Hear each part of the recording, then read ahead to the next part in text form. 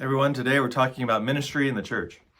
What then is Apollos? What is Paul? Servants through whom you came to believe, as the Lord assigned to each. I planted, Apollos watered, but God gives the growth. So neither the one who plants nor the one who waters is anything, but only God who gives the growth.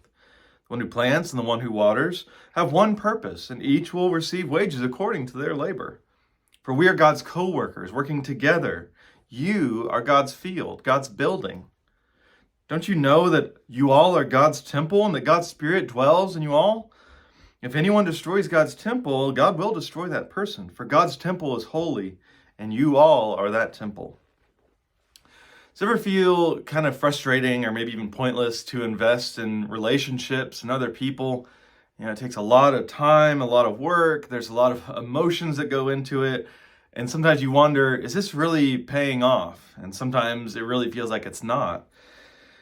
Now, Paul is specifically thinking about this as a spiritual leader, because that's not a job that has very obvious results compared to, say, someone who's like building a building or planting a garden, right? You can look at that and see, here's something that I've done, something that I've made. You don't get that really in ministry.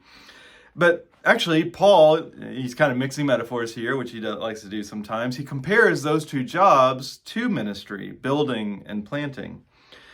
And so as we think about something like gardening, well, how responsible is the gardener for making the plants grow? I mean, you've got to plant, you've got to water, right? If you don't do things, if you neglect your job, then it's not going to go very well. And you also need knowledge about what plants need, so there's a place for expertise and experience, and yet plenty of it is out of your hands too. The gardener's not actually making things grow, they're just creating the space for growth to happen. All we can do when it comes to relationships is plant seeds and trust that God is working in the hearts of the people that we minister to, all of us. Now, Paul's also describing the nature of the church here as a building, right? This group of people is like a temple. The place of God's presence is not a literal building. It's in human beings gathered together in the name of Christ. Now, it's important, to go to the language here. Paul says y'all, if we were going to do this in accurate translation to where I speak.